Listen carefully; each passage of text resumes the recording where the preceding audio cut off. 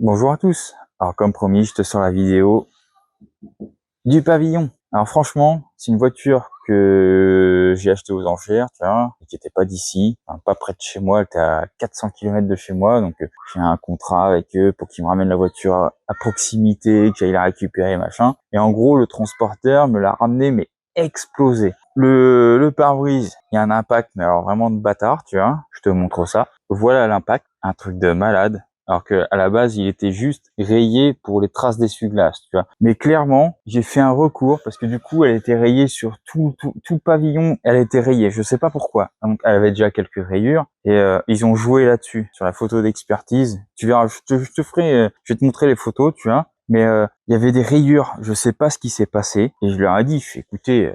Moi, je veux bien être gentil, mais au bout d'un moment, la voiture, elle est rayée. Hein. Là, ça doit être une 106, tu m'excuseras, mais au bout d'un moment, il s'est passé un truc entre les photos et la réception du véhicule quand même. Et ils ont rien voulu savoir parce que le véhicule avait plus de 10 ans. Je vais pas les citer pour pas prendre un procès, mais va te faire enculer. Voilà, je te dis clair et net, clairement. Je vais laisser des avis Google, ça ira très bien. Par chance, donc j'ai fait un devis pare-brise, j'ai fait un devis pour le pavillon. Ils m'ont explosé le pommeau de vitesse, tu verras aussi. Donc j'ai sorti une vidéo pour le changement. Je vais sortir parce que ça arrivera dans quelques semaines. Une vidéo où tu changes le pommeau de vitesse. Le pommeau de vitesse est explosé aussi. Franchement, une misère. 1 mois et demi pour la réceptionner alors que normalement en 15 jours c'est réglé. Une horreur cette voiture, une horreur. Et là franchement, elle est arrivée mais complètement rayée. C'était une dinguerie, dinguerie.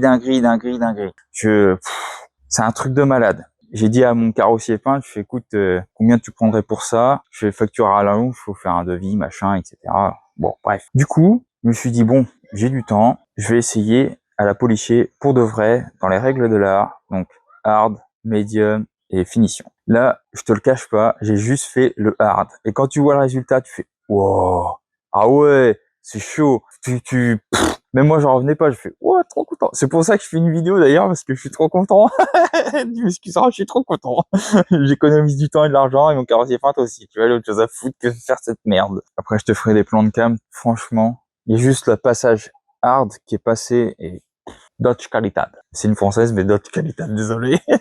Donc, ce que j'ai utilisé, c'est une polisseuse Full Carix que j'ai payé peut-être 115 € à l'époque. Bon, ça a peut-être monté avec le temps. Ça fait déjà 2 ans que je l'ai. Et en polish ou lustreur comme tu veux, 3M.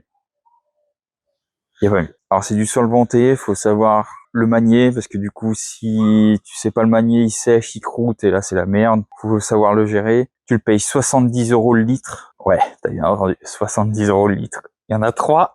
Je les ai eu gratos. Mais ouais non, franchement, gamme polish, 3M, direct. Va te faire foutre. Le reste va te faire foutre. Y a pas mieux. Franchement, c'est le top du top. Tu le payes, mais franchement, c'est le top du top. Je te fais des plans de cas, mais franchement, elle sort de très loin. Vraiment. Donc, bah écoute, je te laisse avec le photomontage.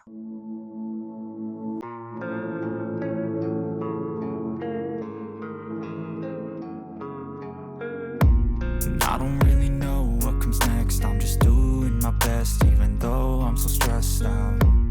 Everything just feels like a test that I fail, so depressed when I can't seem to get out. But something deep inside won't let me quit. I swear that I'm inspired. Donc voilà. Alors, clairement, le rendu est dingue. Dingue. Et j'ai pas fait le médium, j'ai pas fait la finition. On sort vraiment de très loin. J'y croyais pas. Hein. Franchement, j'y croyais pas du tout. Mais alors là, poh. Alors les pads viennent de chez Action, clairement. Usage unique, sans branle pour le prix que tu les payes, ça marche tout pareil. Alors, ils sont pas adaptés par rapport à la grosseur du pad de la polisseuse et la grosseur du pad, tu vois, il y a peut-être ça autour ou bah le pad de la polisseuse, enfin il est dans le vide. Donc en gros, les pads sont plus petits que le plateau de la polisseuse, mais ça marche tout pareil. Elle est en orbital et dinguerie. Franchement, dinguerie. Polisseuse Full Carix, pad Action et polish 3M. Franchement, ça marche de ouf. Tu mets un billet, quand tu vois le résultat, tu fais ok, là ça marche de ouf. Alors je te dis pas que tu peux tout sauver, mais là franchement je l'ai sauvé. J'économise quand même 500 balles de peinture, tu vois.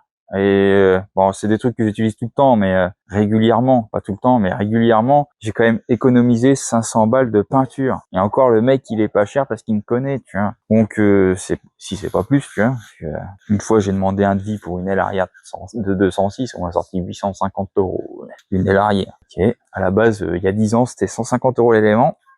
Mais bref, donc écoute, si t'as aimé ce partage d'informations, parce que c'est pas un tuto, clairement, bah écoute, tu mets le pouceau, et c'est une expérience que je voulais partager avec toi, et ça me fait plaisir, parce que du coup, enfin, c'est la dèche en ce moment, tu vois, et des fois, tu peux sauver des dingueries, donc voilà. Donc si t'as aimé cette vidéo, et le pouceau, n'hésite pas à mettre un commentaire de soutien, et je te dis à l'année prochaine. Allez, salut!